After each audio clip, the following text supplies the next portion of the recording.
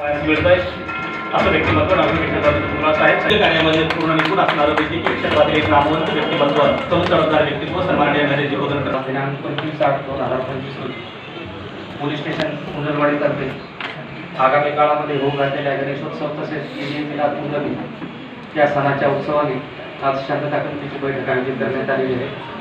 सदर कार्यक्रमासाठी आपल्या कार्यक्रमाचे अध्यक्ष आपल्या विभागाचे तरुण तडफदार तसेच लोकप्रिय आमदार श्री जितेश भाऊजी अंतपूर साहेब, त्यानंतर आपल्या नगर परिषदेचे सीओ मोरे साहेब, वैद्यकीय अधिकारी अंबुळवाड मॅडम, आमचे उपविभागीय पोलीस अधिकारी श्री दशरथ पाटील साहेब,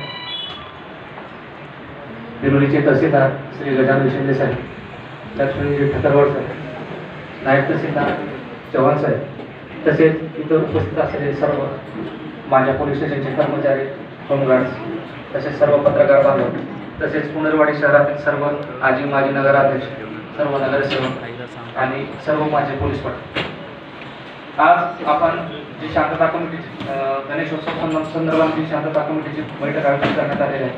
या निमित्ताने मी थोडंसं प्रस्तावित म्हणून भाषणामध्ये सांगू इच्छितो. आपल्या पुनर्वाडी शहर आणि ग्रामीण या भागामध्ये सर्व मिळून 27 गावे येतात आणि 27 गावामध्ये 23 पोलीस पाटील कार्यरत आहेत. पोलीस स्टेशन शहर तसेच ग्रामीण हद्दीमध्ये कुठेही कसल्याही प्रकारचा कायदा व सुव्यवस्थेचा प्रश्न इथं नाही आहे.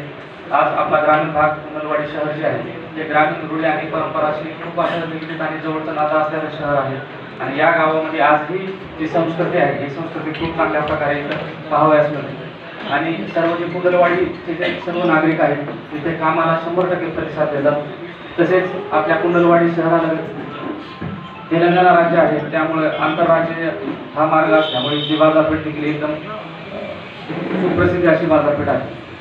आपल्या पुनर्वाडी शहरामध्ये जवळपास 7 जून 2025 रोजी गेल्या 25 वर्षापासून जो ईदगाह मैदान या ठिकाणी नमाज अदा करण्यावरून जो वाद होता, स्त्री आणि सुनी जे मुस्लिम धर्मीय आहेत बांधव त्यांच्या मुद्द्यावर, हा वाद आपल्याला या 25 वर्षानंतर मिटवण्यामध्ये आपल्याला याच्यामध्ये यश आलेलं आहे. त्याच्यामध्ये आपल्या पुनर्वाडी शहरातील सर्व मुस्लिम बांधवांची देखील तेवढी मानसिकता आणि साथ लागली. तसे जे इथे ज्येष्ठ नागरिक आहेत तसेच सुजाण नागरिक आहेत यांचं देखील सहकार्य लाभलं. त्यामुळे त्याच्यामध्ये जो आपल्याला कायदा आणि सुव्यवस्थेच्या दृष्टीने जो गंभीर प्रश्न होता तो देखील वाद मिटलेला आहे आणि त्यामुळं आज ईदगाह मैदान या ठिकाणी सुन्नी धर्मीय आणि सुफी धर्मीय जी आहे ही सर्वांनी एकत्रित आता नमाज अदा केलेली आहे आणि दोन्ही ह्याच्यामध्ये देखील बंधुभावाचं वातावरण या ठिकाणी पाहावयास मिळत आहे. आपण या गणेशोत्सव संदर्भाने आपल्या पोलीस स्टेशन हद्दीमध्ये जवळपास 25 आहेत. त्याच्यामध्ये शरीराविरुद्धचे आणि मालाविरुद्धचे गुन्हे करणारे गुन्हेगार आहेत, जे सराईत गुन्हेगार आहेत, जे उपद्रवी आहेत, त्यांना 25 अशा जे आहेत उपद्रवी लोक त्यांना आपण हद्दपार केलेला आहे आणि त्या SD मॅडमकडे एकच 7 प्रस्ताव आहेत. मॅडम आजच बोलणं झालं, त्या 7 जणांना देखील हद्दपार जे आहे जे कालावधी आहे आपण 25 जणांना फक्त गणेशोत्सव संदर्भाने हद्दपार केलेला आहे. फक्त SD मॅडमकडे असे 7 असले उपद्रवी आहेत त्यांच्यासाठी त्यांनी 100% हद्दपारीचा आदेश ती पण करणार आहे. गणेशोत्सव संदर्भाने आपण जवळपास 128 जे आहेत गुन्हेगारांवर प्रतिबंधक कारवाई करण्यात आलेली आहे आणि जे दारू विक्री करणारे आहेत किंवा दारू बाळगणारे आहेत त्याच्यामध्ये 20 लोकांवर प्रतिबंधक कायद्याअंतर्गत प्रस्ताव आपण पाठवलेले आहे.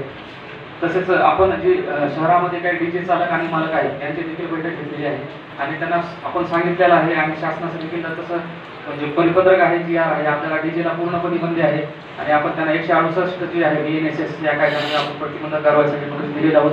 यानंतर जर DJ चालकांनी जर DJ या ठिकाणी जर वाजवला तर आपण त्याच्यावर 100% गुन्हे दाखल करणार आहोत.